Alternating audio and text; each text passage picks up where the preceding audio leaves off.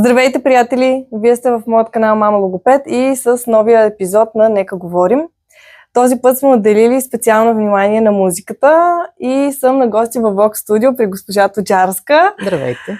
С която така има едно много приятно познанство. Все още не съм споделила, нали, всеослушание, но скоро ще споделям и задни кадри от преди как Илинка започна всъщност да посещава тук госпожа Тоджарска, защото тя много обича да пее и решихме да ставаме певици. Да, лошо, да. Така че така се запознахме с госпожа Тоджарска, много приятно познанство и решихме малко така да обърнем внимание на музиката в нашия живот, хем да внесем така позитивизъм и на вас, но пък и да разберем как всъщност тя допринася за детското развитие.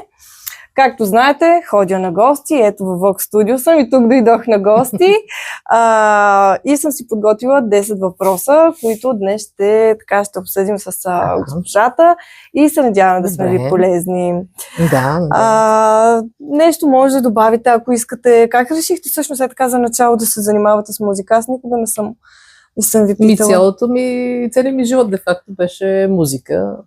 Наследено като талант от майка ми, от дядо ми, музиканти, съответно те натиснаха малко педала, иначе аз нямах желание, признавам си.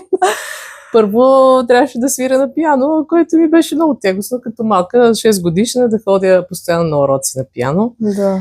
И госпожата ми беше много строга, лоша и съответно не ми беше приятно. И оттам разбрах, че е много важно преподавателя да е внимателен с детето, да е търпелив. Затова си казах, че никога няма да накарам някое дете и да причиня сълзи в очите на дете, което греши. И защо греши? Такива са децата, грешат, но пък трябва да имаш търпение, да изчакаш момента. Те се упражняват колкото могат вкъщи и затова така е. Реших да дам уменията си на дечицата и да ги правя щастливи. Просто обичам да виждам да си тръгват с усмивка и това е да научават по нещо ново всеки път. Така е, наистина, аз го потвърждавам от личен опит, защото абсолютно вие сте противоположност на тази госпожа ваша по пиано. Винаги усмихната, винаги с настроение. Или не се е случвало, няма да крия. Колкото и да обича, понякога казва, мързи ме, нали, не ми се ходи сега. Има такива моменти. Но в случая родител, нали, не трябва малко така да оставя детето да го манипулира. Казвам, не, запази ви сме час, не мога да отменя в последния момент час, което е абсурдно и неуважително. Абсолютно. И идваме, но излиза след това с усмивка. Вече забравила, че я мързи, много й хареса и много хубаво беше. Просто преобразяват се децата и това ме прави щастлива. И това ме поддържа така, за да давам повече знания на децата, защото наистина виждам, че музиката много им помага. И то не е само, нали, така духовно, емоционално, но и помага, например, в пеенето, образуването на речта, за оформянето на правилното изговаряне на думите. Забелязала съм, че просто ако не се занимават с пеене и да се обърне внимание детайлно на произношението на думите, децата завалят. Просто не им се разбира. Говорят, стараят се да говорят бързо, но неразбираемо. И няма отчетливост. Няма тая дикция. Дори в нормалното общуване, според мен, трябва да има изразителност в говора. И затова и наблягам много, когато го работим по някоя песен. Всяка дума се отработва, звук, ако има някой неправилен, недочут, нали, защото понякога не се чува, си заучава каквото чуе. Нали, някои не могат да четат все още. 4-5 годишни не могат да четат. И каквото чуе. И след това моята задача е да оправя думичките, да им ги обясня какво значат и да го заучат правилно, защото това ще си остане с годините. За винаги остава така, както си го карал веднъж в съзнанието. Така е. В паметта и така си трудно се променя, да. И после като стане голяма, леле, тук какво съм пял, пък то какво било. Абсолютно. То направо, започнахме и по първия въпрос, как музиката влияе върху цялостното развитие в ранната възраст, по-ранната възраст. Точно, да кажем, примерно от 0 до 3-4 години, как може да повлияе музиката на детето? Всички пеем у дома песнички на децата. Да. И още, както казваш, нали, от 0 до някаква ранна възраст, тогава вече майката се занимава, като отглежда детето. Нали, имам за пример дъщеря ми, която сега отглежда и двете ми внучета, да са живи и здрави. Но като бяха малки, смисъл Искренчо, той вече на 3, Той беше така мъничък и постоянно с музика го занимаваше. Постоянно пуска нали, песнички. Чете се... някакви песни се изчитат като стихотвореница, за да чува ритмиката, за да чува мелодиката на самата песен. И тези обикновените детски песни. Да, детските и още песнички, като бебенца. Ето сега, нали, Зорница, тя е на година и половина. Постоянно при нея виждам, че много хубаво се справя и вярно пее. Да. Сега нещо с ла жаба джаба ана. Да. Обаче го пее и спява си го вярно. И там също ролята на майката се оказа, че в тази възраст е от голямо значение, защото тя го захранва, тя го закърме с детето с музика, да слуша и то каква музика, нали, е също важно. Обикновено тези детските песнички, най-разпространените, но са направили са много удобни книжки, които натискаш сега, да кажем, сензорчето и то започва да ти яви на симфония, Бетовен, или пък някоя детска песничка, която ти разказва, да кажем, животинките в гората и виждаш как детето свързва картинките, историята в гората с дадената песничка. И то постепенно така се изгражда едно такова чувство, приятно, защото наистина музиката ги успокоява. Да, нервната система се отпуска, да. Са били екзалтирани вече, подиграли. Спуснеш им някоя музичка и вече детето е съвсем различно. Виждаш как още от малко, нали, му се отразява на психиката. Това е като цяло музиката действа върху когнитивните, върху емоционалното развитие. Учат нови думи също, чрез песни. Движат се реално. Физически когато детето също започне да скача, да пляска, развива груба моторика. Точно така. И за физиката се отразява. Е много полезно също, така че още от най-рано се препоръчват да слушат, обаче не да гледат песните. Да, слушат. Не забраня телевизията при нас. Телевизията, различно е детето да гледа в телевизора, да се зомбиран сега. Абсолютно се зомбиран. Да, думата, която всички използват. Да слушат, може да е от някаква колонка, Bluetooth, може телефона, просто аз, например, го обръщах обратно и не се за да звучи през колоните, например, го свързваме с колоните. И то си се учава някакви, ето виждаш, дори да не казва жаба джаборана, нали, самата ритмика, мелодиката си плесва по ритъм. Плясва по ритъм, което вече ти говори, че ето това дете започва да усвоява полезни навици, нали, финната моторика, като казваме. Възприятията започват да работят по-силено. Фантазията му започва, защото почваме да си играем с кукли, то се почва да се завживява и такива. Просто самата музика му сякаш разгръща въображението и го прави да заживее в някакъв друг свят, някакви си приказка, като илюзорен такъв за нас, но за децата е интересно. Така е, напълно. Така че наистина музиката е за предпочитане да се занимава детето още от най-ранна детска възраст. Пускайте им песнички, четете им приказки. За да може да свикват. Давайте им някакви музикални игри. Инструменти, да чукат децата. Ритмично ще говорим сега и за тях. Добре. Според вас има ли връзка между музикалните занимания и развитието на речта? То ние горе-долу казахме. Да, засегнахме го. Има връзка, наистина. Има много връзка, и според мен. Речта, тя де-факто е в основата на всяка от песните, да кажем. Нали, ти започваш с едно нормално стихотворение. Музиката, песента, стихотворение в създадено, мелодия, както нали, ти имаш вече книжки издадени с стихотворения, знаеш какво е, то те вдъхновява. Ти съчиняваш някаква история и я пресъздаваш под формата на стих. След това попада в моите ръце. И става песен. И така създадох. И това ще има скоро. И правиме от стихотворението песничка. И ето така, по тази песничка, пък с дъщеря и с Илинка работихме точно с цел развитие на речта и правилното изговаряне на думите, да превърнем тези стихчета в песен, в мелодия. И така, вече музиката може съвсем спокойно да кажем, че много помага за развитието на речта. Особено и самите дихателни упражнения, които правите, много подпомагат плъвността. В началото. Дори при деца с зекване се препоръчва. За деца с зекване съм забелязала, че при тях въобще, започвайки да пеят някоя песен, като че ли този проблем се елиминира. Не се усеща секта, не се усеща този проблем. И това явно, че изпявайки даден текст, не да го изговорят, а да го изпеят мелодично, им помага по-лесно да изразят себе си. И така, чрез музиката, децата като че ли намират своя начин да покажат своето аз и да се изразят и да бъдат разбрани. Да, по един по-техен вътрешен лесен начин.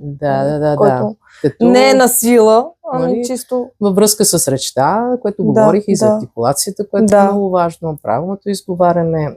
Там вече в песните имаме ударенията, къде трябва да са на правилното място. Мястото за дишане, къде също да е подходящо, не да се накъсва, да кажем, дадена дума. Защото ти в обикновената разговорна реч, да кажем, съм забелязала, говори, обаче то от бързина да каже нещо и му остава да кара две срички. И диша и казва две срички. Мисли просто малко по-рано, никой за никъде не бърза. Обаче пък против правилата е, така са ме учили и мене, да се накъсват думи, нали, за да си поемеш въздух. Пеенето говорим, но същото се отнася и за разговорната реч. Затова децата трябва да се учат. Нали? Не случайно има запетайки. Ето, имаш възможност там да поемеш въздух, да освободиш малко напрежението, да кажем, там са разделени като смислово двете части на изречението. Така по смислово, дишваме и продължаваме спокойно да се изразяваме. И по този начин учите и децата и на знаците препинателните дори. Къде да диш? Където и по запетайка ще дишаш. Хората не случайно за го отбелязат. Така е. Добре, а по какъв начин пеенето и ритмичните упражнения подпомагат паметта и концентрацията? Сега, нас може да ни е ясно, нали, но хората може да им е интересно. Трябва да им обясним паметта и концентрацията. Когато, кажем, почнем работа по някаква, може и да е пиеса, изсвирване на пианото, за да може да се запамети, тя се повтаря няколко пъти. Това е задължително, както и при песента. Работиме, да кажем, първия куплет само. Не се почва изцяло цялата песен от край до край, нали? От начало до край, се работи на части. И така повтаряме, за да запомним мелодията. Нали? На мозъка му трябва малко време да възприеме цялата мелодия, да я запомни. Съответно, с този процес на запаметяване ти трябва да се концентрираш. Няма абсолютно, те са свързани. Нали, да си броиш мъките и в един момент, какво трябваше да изпея тук. Нали, там вече работиш и изцяло се концентрираш. Как върви мелодията, как върви текста, къде трябва да са ударените и всичко това се работи, за да бъде запаметено правилно. Нали? И затова си помагаме чрез музиката, чрез тези занимания, които правиме. Нали? Дали ще бъде свирене на някакъв инструмент или ще бъде изпяване. На песен работиме и задействаме паметта и концентрацията на детето, което последствие му помага и в реалния живот, вече като трябва нещо да свърши по-различно, нали, в решаването на домашните, То реално вече има толкова доказателства, това, което го тренираш повече, става по-силно. Реално, ако по-често тренираме децата да запаметяват дадени песнички, стихчета, кратки и така нататък, по-лесно ще им бъде после да запаметяват и други такива стихчета. Колкото повече, така че една тренировка на паметта, и то знае, че то трябва да е така. За да стане нещо, то трябва повторени. Нали, точно. Имам и деца, които се занимават и с художествена гимнастика. И за всяко нещо е така. Ето, уверявам се, че и те, за да изработят едно движение, повторение, там са часове в залите, се тренира. И затова не трябва да се подценява и музикалните занимания. Да не се казва, че той ходи сега да кажем един месец и не е напреднал. Това трябва постоянство. Аз съм свирила по 6 часа на ден. Това непрекъснато трябва. Занимание, за да се вкъщи да се допълва работата. Къщи е много важно, защото да кажем, не всеки има възможност да дойде 2 пъти в седмицата, камо ли пък всеки ден, нали? Затова аз давам някаква задача за вкъщи и очаквам вече в къщи, като се прибере, да се започне работа по това, което ние днес сме направили, което съм преподавала и което съм го научила детето и вече следващия път да не ме връща назад. Отново да вършите същата. Малко са децата, които имат време, на които им остава време да работят и в къщи и това постоянство води до успехи. Няма как да го отречеме, но пък забелязвам, че музикалните занимания се подценяват в това отношение. Ами сякаш малко така за колкото между другото, нали? Между другото за забавление, но пък в един момент, вместо да вървим напред, дърпаме назад. И всеки следващ път аз трябва да отново да обясня нещата, отново да ги изтренирам и заради това нека си паметта тогава вече не работи, защото тя вкъщи няма наслояване, тя няма правилно запаметяване, нали, правилно. То реално един месец ходи на пена, ако идва веднъж седмицата по половин час, това са ти 2 часа. Нищо. В смисъл в месеца, нали, говорим. Така, не се ли тренира вкъщи? Да, същото и с аз, като дойде дете на терапия, то ако няма подпомагане вкъщи, как да стане? Не всеки има възможност 2-3 пъти в седмицата. Дори понякога и аз като логопед или като учител нямате и време, няма място къде да сложиш детето 3 пъти в седмицата, да идва и да откажеш на друго дете. Да, трябва вкъщи. Най-вече се залагам на работата вкъщи, защото как да ги задължиш хората и физическо време аз нямам да ги вземам всеки ден или 2 пъти в седмицата. Да, така е, да. И всеки иска, ако може 5:30. Да, след работа, след градина училище. Ако може 5:30, нито седмицата са само 5-6. Няма повече. Неделя съм си оставила за почивка. Да. Това е важно за музикалните занимания и за да има съответно ефект от цялата работа. Разбирам, че се прави за забавление, не винаги е професионал с професионална насоченост, нали, с желание да кандидатства някъде детето, но въпреки всичко трябва да се занимава, за да се наслоява правилните навици, които вследствие вече ще му бъдат полезни. И да учим и детето и на така сериозно отношение към дадени задачи, нали? Не след първия път веднага да каже, не ми се ходи, нали? Както ето в случая се е случвало и на нас. Задължително, поел си ангажимент, значи трябва да дойдеш. Така е, не може. И аз много пъти и казвам, помисли си хубаво. Защото 2 пъти ми се случва да кажа, мързи ме, не ми се ходи и така. Помисли си хубаво. Или отиваш постоянно, или казвам на госпожата просто да не ти пази място. Не може да изземаме часа. Абсолютно. Обаче тя не ще да се отказва. Ама не, аз ще си ходя. Ами тогава няма да те мързи. Нали, певиците не ги мързи. Така че...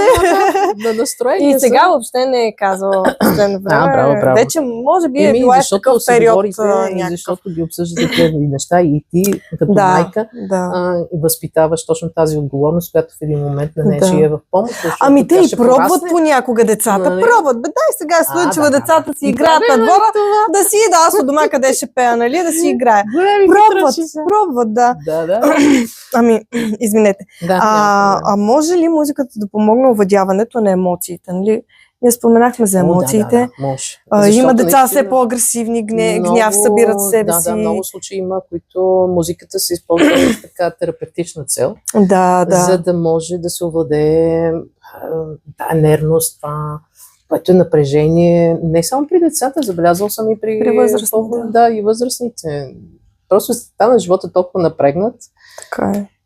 И всеки търси някакъв начин да се успокои, дали ще ходи при психоаналитик, но пък използват и музиката като терапия. Да, музикотерапия. Музикотерапията, има, да. Така че има значение каква музика слушаш. Някои изкарват агресивността си с някои тежки хард, такива рок парчета. Да. А други вече пък си пускат някаква по-нежна, по-приятна и успокоителна музика и съответно по този начин психиката им релаксира от цялото това натоварено ежедневие. И така постигат ефект и в къщи, в домашни условия. Да, има дзен песни, дзен музика, някаква съм чела. Има си такива, които успокояват. И колкото и малко време да си отделиш, 15 минути, но пак се пренасяш някъде. Влиянието на музиката е невероятно. Просто който не се е отпускал така на потойла вкъщи с слушалките, за да чуе саунда.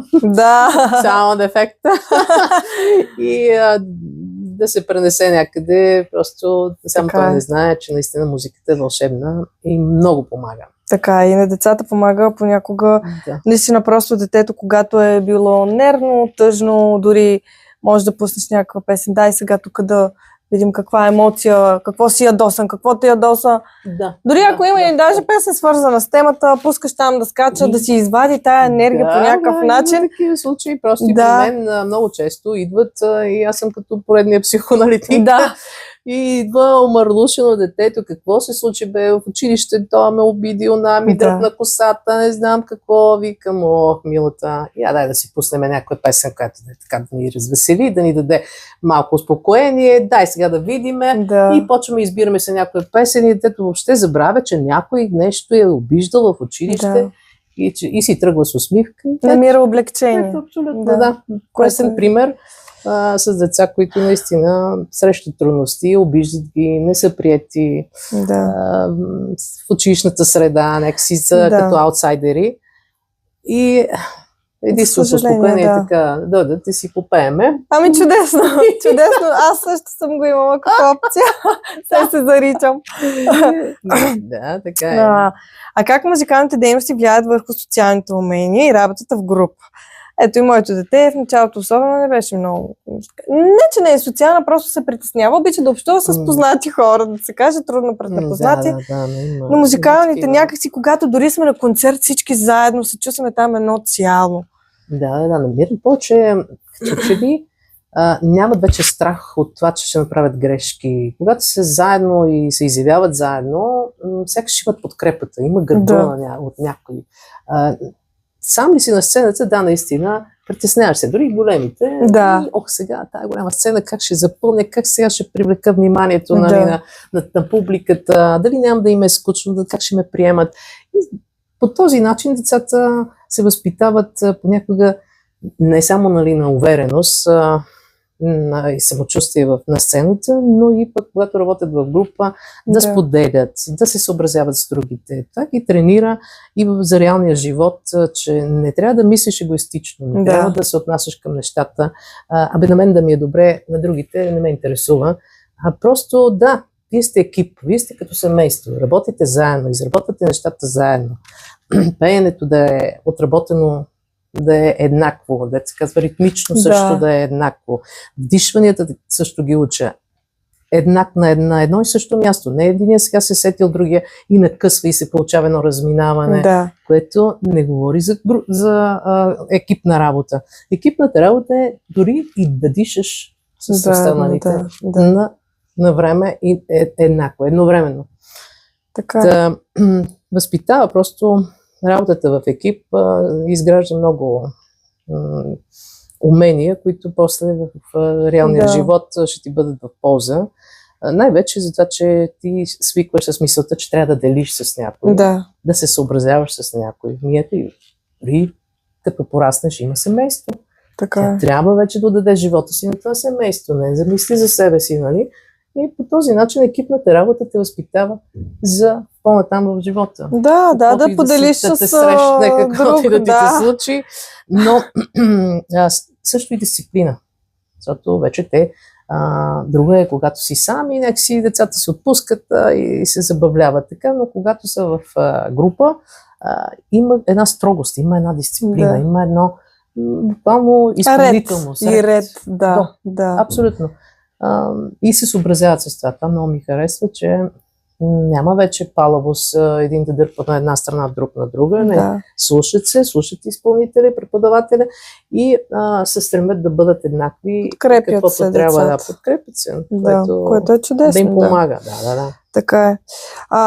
Наблюдавате ли разлика в поведението и увереността на деца, които редовно се занимават с музика, което сега засягнахме и за увереността, реално, ние го засегнахме. Наистина има такива случаи, които, сега, например, подготвях дете за конкурс и много притеснително дете, много не искаше да се явява на конкурс, притеснява се, а работата, психическата работа, де-факто да преодолееш този страх е много по-голяма се оказва, отколкото да научиш песен. Абсолютно. Всичко останало, ти качиш ли се на сцената, от страх блокираш. И всичко, каквото сме научили, заминава. Просто все едно не съм го преподавал, все едно не сме го тренирали. И в един момент се изпарява. Колко е важно психиката на човек да е желязна. Да имаш тая увереност. Да си вярваш. Да си вярваш. И когато почнем работа по песента, нали, в началото са трудните моменти, защото трябва много грешки да преодолеем, много неща да им обърнем внимание. Но в един момент те започват да изчезват тези грешки, ние вече сме ги оправили. И детето усеща, че изпълнението му става много по-добро. Да. Нали? Буквално разцъфтява. Почва да добива самочувствие и вече си вярва. Така и тук този момент трябва да се хване, защото когато детето е уверено в себе си, то може и планина да премести. То застава на сцената с усмивката и знае, че то ще се справи. Да. А иначе идва свито. Не, аз не искам, аз не мога. Няма не мога. Можеш. Това е въпрос на просто тренировки. Да. Колкото повече го работиме, толкова по-нещата ще станат по-хубави и ти ще видиш, че как ще звукне, просто ще стане страхотно изпълнението ти и наистина имаме успехи така, които... Чудесно, да, и така тренират утре, като ги вдигнат на дъската, нали, ако блокираш от срам и не си кажеш урока, бум, двойка, нали? Така беше, нали? Сега не знам дали така правят веднага, но при мен... И ставаш и за смях на всичко. И за смях пък ставаш, да. Но реално, като свикне детето, става увереност, ще има увереност и да говори пред... И в училище, например. Да. Самата изява да застанеш ти тази смелост, да застанеш пред другите, дори да не се интересуваш, защото те буквално страха идва от това, че някой сега какво ще каже, то сега, как ме гледат. Ама и ние го имаме като възрастни, понякога го мислим, да. Много е неприятно. Няма да влизам в детайли, да. Възрастите са по-злели. Като ги погледна в очите и като им видя погледа какъв е, и предпочитам буквално, аз им казвам, няма да гледаш хората в очите. Да. Гледаш над главата. В далечината, над главата, усмихваш се и да не ти пука кой как те погледнал, ма накриво, ма с злоба, ма това. Защото това те разконцентрира. Край вече, ти заминаваш, ти почваш да го мислиш, сега, сигурно нещо не ми е наред, така. Въобще не ти пука, ти си супер, ти си перфектна. Ти вече си стигнала нивото да се появиш пред публика и трябва там просто да си... Ето тук пак излиза вярата и от преподавателите, но и от семейството, да вярват в детето. Да. Добре, че засегна този въпрос. Защото аз, Илинчето е от тези по-притеснителните деца. Сега като личен опит, разбира се, давам с моето дете главно. Имала съм и други деца и винаги казвам на децата, че трябва да вярва в себе си и във възможностите си. Просто трябва да повярват. Защото ако сам не си вярваш, кой ще ти повярва? Никой. Реално е така. И актьора, ако сам не повярва в историята, когато играе, няма да я изиграе добре. Така че и аз винаги казвам, вярвай си в себе си, нали, за това отиваш, ще се научиш, ще се подобриш, нали, винаги просто и в крайна сметка да не ги е страх толкова от провал. И да стане нещо какво толкова. Ето тя се беше спекла за едно тържество. Една стъпка напред, защото ти се учиш от тези грешки. В един момент си кажеш, аз тук, нали, малко какво си забравих там, текстчето на моменти, нали, обърках се, мелодията не отиде нагоре, ми изпяхка надолу. Но това са древни детайли, които публиката не ги знае. Дори не ги знае, ти си ги знаеш и в един момент блокираш, защото не си го изпяла така, както е тренирано, продължаваш с усмивка напред. Не трябва никой да те разбира, че ти, да кажем, мелодията си решила в този момент да изпееш нагоре, вместо надолу и нещо си объркала думичката, си заменила.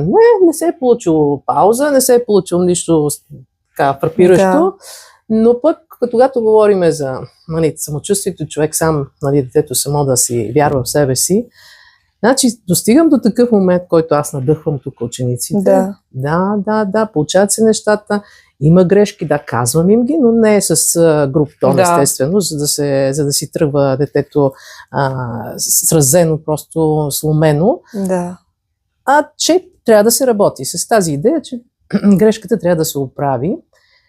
И в един момент, естествено, то не става от раз или месец-два сме се занимавали. Има си грешки, има си неща, които трябва да се изпипат.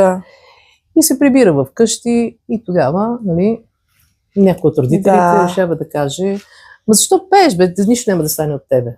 Не ставаш за певица. Това е много гадно. как да обясниш на човек, че пеенето не е просто, нали, вземаш си там микрофон и запяваш някаква песен.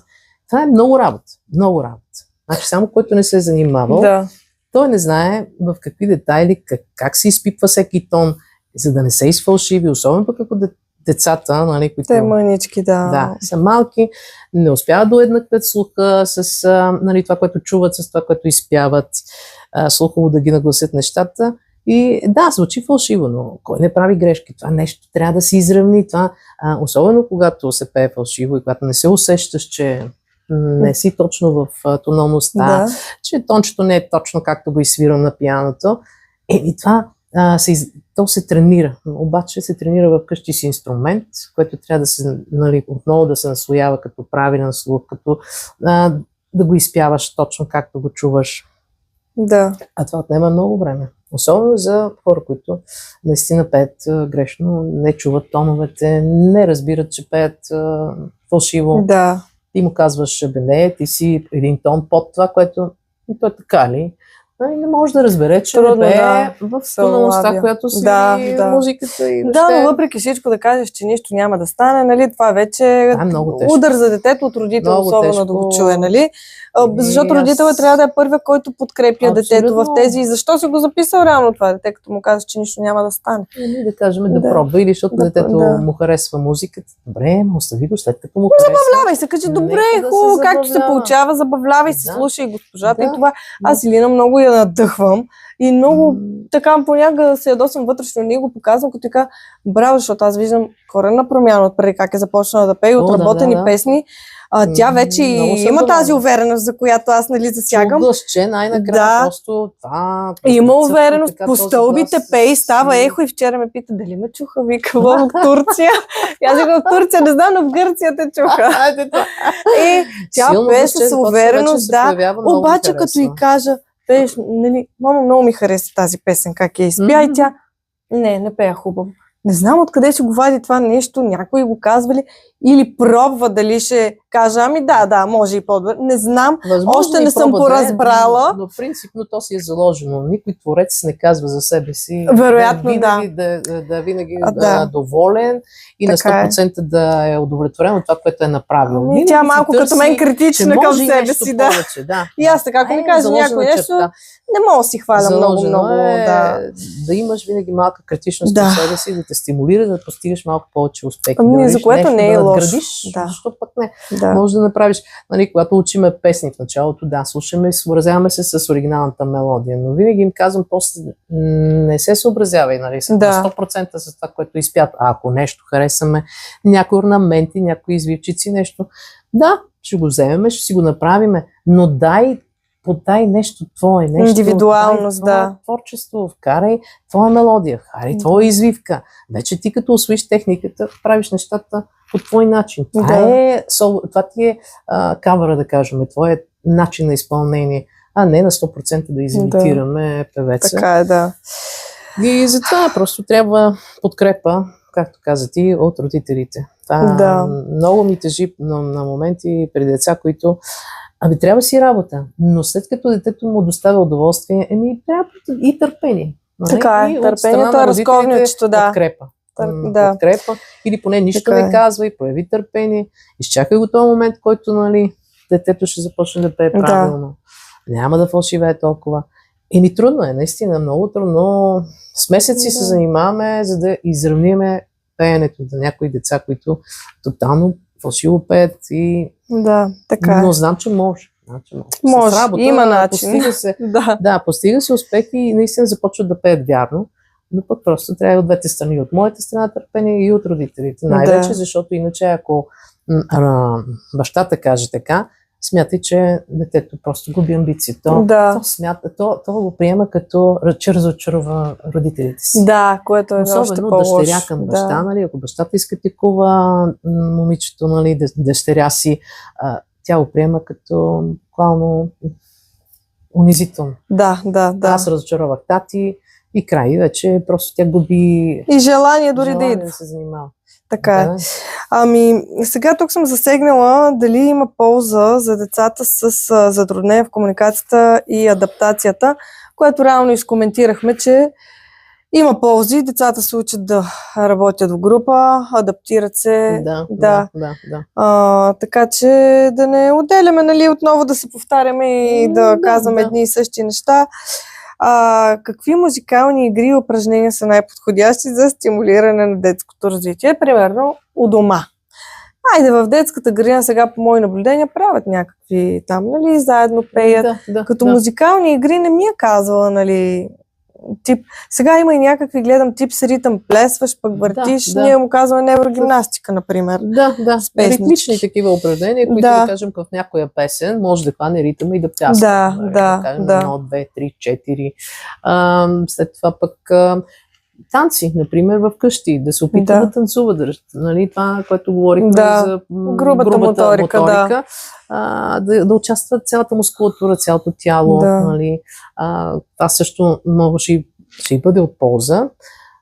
Също пеенето на песничките, песен, например, за лека нощ, може така майката да се включи, за да свиква детето с изпяването на някоя песен или да й пуска така. Такива от този род. Дори от нашето детство, които сме имали, нали, с... Такива детски пиана, ако се сещаш, имат си. Някои ние имахме също, купуват, И те започват дечицата, даже ги има написани няколко песнички от тия най-елементарните, тръгнал кост, нали, мила моя мамо, и къде да натиснеш? То гледа и натиска с едно пръстче, естествено. Защото те не могат, още фината моторика не работи. Но така на година и половина моето внуче така с по едно пръстче и почва някакви мелодики, то само даже да си съчиня. То пък и записва и после ти пуска какво си изпирил даже. Такива, инструменти. Така е. Така че от тази гледна точка има някои музикални инструменти, които могат и са подходящи за малки деца, могат да се вземат в къщи, то като върви и музика отгоре, например, има си и такива като диджейски, например, къщи имаме и пак едно като с диджейски дисковете. Това не съм го виждала. И ритмично, сега може да тискаш там и като дам барабанче или като чинелче дам да му натискаш. И ето виж както върви се, наречем, отдолу музиката и ти можеш да се включваш импровизационно. То е много свързано и с следващия въпрос за фината моторика. Много подпомагат. Ние сме имали от тези, пак ме забравих името. Ксилофон. Където чукаш отгоре като чукче или какво едно топче. Има маракаси, разни такива дейре, нали, това ангелски звънеци се казва, където така ли се казва? Илина ме научи на това. Не знаех, че се казва ангелски звънец. Най-различни такива смесица от инструменти. Аз съм давала даже като пример, нали, защото се чудят как да го науча сега, нали, примерно да брои.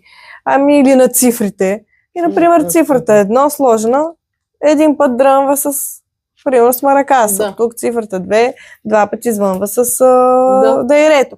По такъв тип начин музика с движение, с цифри, може и с букви по някакъв начин да се... Координацията между точно това, нали, слуха, върху движенията, да пляскаш, да хванеш ритъмъш, каквото си чул. Съответно и да изпяваш, което... И зрението включват. Ето, например, при свирането на пиано, нали, в началото работиме само с дясна ръка. Защото музика постепенно трябва да му се дават, нали, да дава команди за отделните ръце, за лява и за дясна, отделно. И след това вече да свикне детето, да разделя тези команди, да може да свиква и да ги координира тези движения, за да не му е толкова трудно. Няма как в началото. Може да кажем само по едно тонче лявата ръка, но да не му мисли толкова, да не е нещо ангажиращо. Защото изцяло вниманието му е за дясната ръка. И там вече, нали, което говорим за фината моторика, трябва да следиш всяко пръстче, да си има позицийка, пък как се сгъва, пък не да се свири с прави пръсти. Нали, има си постановка на ръцете върху пианото. И затова трябва всеки тон да следи как му е пръщето. Сега обикновено на котрето е така. Се свири, обръща така котрето. Трудно му е на детенцето така да си свири котренците и да свири и с петото пръще. Така е. И затова фината моторика тук задействаме постепенно. И за двете, нали, координацията, която е като трябва нещо да прочете нотичките и вече да знае лява ръка, дясна ръка, какво свири. И затова първоначално почваме само с едната, после с лявата И вече на по-късен ето колко от бебета е важно тези неща от дома да ги свирят на посоки и да ги правят и да ги тестват. Колко е важно. А ние смисли музикален инструмент от дома само така да прави дрън-дрън, нали? Там дрънкалката. Барабанчетата също, които трябва вече да ако нали, имаш възможност и усещаш ритъма, да ги казваш къде точно и как точно да удари ритъма. Не да върви едно, а тя да някакъв безобразен, просто както и дойде. Нали? Идеята е да уеднакви това, което се чува с това, което като движение прави. Абсолютно. Такъв за да усеща ритъма. Много полезни от дома. Аз препоръчам за ритъм с музикалните инструменти и както може и други знания да се насложат, нали? Абсолютно. Цифри, цветове, букви, всеки да възприема по различен начин. Имаме как свързваме, нали, защото музиката казва, че е математика. Не за друго, защото трайностите на нотите ги отброяваме. Али цялата нота, 4 времена, половината, 2. И вече така съм им направила като упражнения. Написваме дадена мелодика. Даже аз ги карам самички. И аз сега ти напиши такто в размер 4 четвърти и започвай сега да видим каква мелодика ще се твориш. Хайде, ти ще ми изкомпозираш мелодика. И то почва сега. Детето направи така. Хайде, сега да видим ритмично как ще бъде. Пляскаме на половината нота 2 времена, на четвъртинката по едно, на цяла нали, пряскаме едно, броим до 4. И така, тя започва вече ритмично сама да си ги отборява. Това, което си е написала. И на по-следващ етап я слагам на пианото и викам, айде сега свири си го това, което ти си съчини, да видим каква мелодика. Ще излезне. И ето видиш, и комбинирам тези умения, да може да мисли то, ама чакай сега в този так 4 четвърти, аз какви ноти това трайност, дай да го сметнем, 2 плюс колко сега ще трябва да стане 4. Висша математика. Ама и паузичка да сложим едно време, а някой като си сложи една цяла нота и край свършва.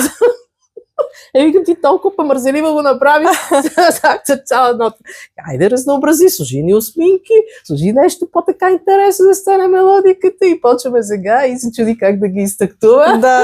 Но се сладка, но пък накрая, правят се някакви мелодики, които вече почват и да свикват и с отборяването, с математиката, да казваме, нали, за да се съобразят с този такт, който трябва да напишат някакви трайности на ноти и ритмично да бъде изтактувано правилно. Защото това също ги затруднява ритмиката. И ако, нали, като малки са се занимавали точно с тия попки, в къщи да отмерва ритмично, вече нямаше да по-късен етап да има проблеми с отброяването, тук с изсвирването. Защото в едно време, например, трябва да изсвириш 2 осминки или пък 4/16. И той вика, как така ще ги свири? Разделяме времето на 4 и сега ще видиш колко бързо трябва да се свири. И така, точно свързаното с ритмика и отброяването на тези трайности, за да можеш ти да направиш накрая да изсвириш една мелодия, както е написана. Ето, всичко има значение още от рано. Основата се гради от рано.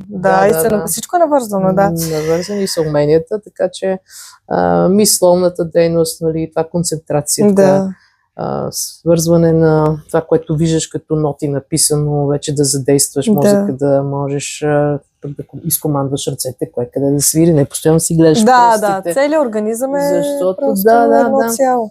Трябва да е в едновременно. Какво така бихте посъветвали родителите, които искат да използват музиката като част от ежедневието ли? И как да го направят? Ние малко споменахме за това.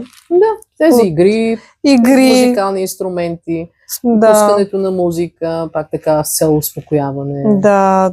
Семейно време, танци, заедно да танцуват. Много е важно да има общуване на родителите с детето, за да може хем да развива речта, хем да научава нови думички това дете, защото ти като го оставиш там пред телевизора си гледа детските, какво научава?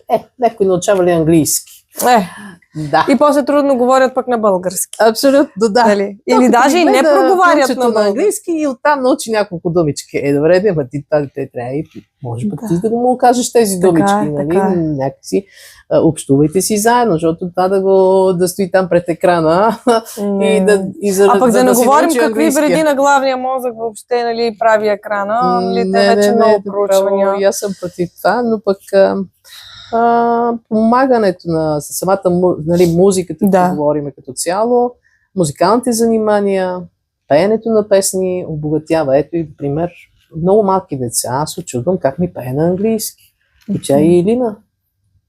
И тя какво хубаво произношение, аз направо. Ама тя и ходи вече на английски, може и това да е подпомогнало. Направо. Но и харесва, и ходи, и харесва, че ходи. Толкова малка. Произношението е страхотно и вече то ти доставя удоволствие да слушаш песента на английски, защото някои, буквално аз се задължавам да им го изпиша с българска транскрипция, защото се пее, ама просто нямам думи за да опиша какво се е чуло, какво се пее. Нищо общо с това, което е. И казвам, добре, ти когато пееш на чуж език, не може да пееш просто каквото си чула. Разбираш, защото ще станеш за смях. Там се изваждат транскрипциите, нали, изважда се произношението. Всичко ти трябва, като те чуят, да звучиш като англичанка, например. Българено, с български акцент. Пееш на френски, ми трябва да звучиш като французойка. Това с френски. Аз имах един много интересен случай с френскора. Една майка ми така искаше консултация, нали, аз съм качила и видеото с френско. И се обади, каза, детето ми, нали, така казва френскора, нали, ние така. Общоприето казват френскора, ротацизъм, когато има нарушен звук, и го казва гърлено детето. По-гърлено, да. И аз, майката, нали, от чужбина, аз казвам, къде живеете? Във Франция. Смятате ли там да оставяте да живеете? Детето ви там ли учи? Да, там учи, нали, във Франция. Там ли ще живеете? Да, ще живеем във Франция. Ами детето си има нормално Р.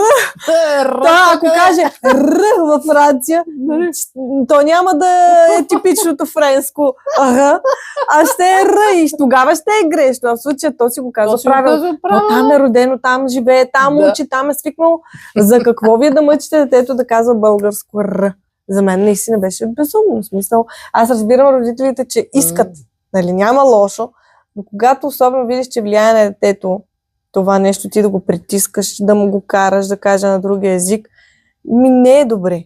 За мен не е добре. Ако детето има желание, но разбирам да е в България и да говори така, нали, може да се попритесни, но там всички го казват така. По-скоро, ако го казва по-български, ще е странното дете, трудно ще се адаптира. Така че, френското Р, А така за финал едни думи към нашите родители да се обърнете. Ами, занимавайте се повече с децата си. Знам, че сте заети. Знам, че ежедневието ви е натоварено. Но ако отделите така повече време, смисъл да се занимавате заедно с някой музикален инструмент, пеете песнички, дори и малко фалшиво, но поне заедно да се учите на някои елементарни детски песнички. Ако не пък вие, пускайте им на запис и нека да се учат още от малки, да се възпитават в музикална култура. Това много ще им помогне. Невероятно помага музиката в изграждането им, в мисленето, в отношението към хората. Просто духовно те са много по-извисени. Забелязала съм го, много по-културни, по-разсъдливи деца са тези, които се занимават с музика.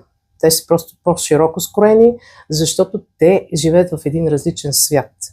Те започнат ли да свирят или да пеят, за тях останалия свят не съществува. Те са някъде просто в пространството, красотата, сред цветята, сред природата, сред красотата, която ги прави щастливи. Така че дайте малко щастие на децата си чрез музиката. Благодаря. Така е, благодаря ви и аз много. За финал ще ви подаря Bad Moms Club, една книга, която точно за майки, забавна, с забавни разкази. И ще кажа и аз на хората за финал, че аз съм една фалшива пееща майка. Но няма нищо по-забавно за децата от това майка им като пее фалшиво в колата, на път, или банята, или у дома. Така че пейте си. Но мама пее с тях. Така, важното е, че сте там. Пейте си, смейте се и оставете в коментари има ли любим музикален инструмент в вашето дете и не забравяйте, разбира се, да се абонирате канала, за да следите новите епизоди. До скоро!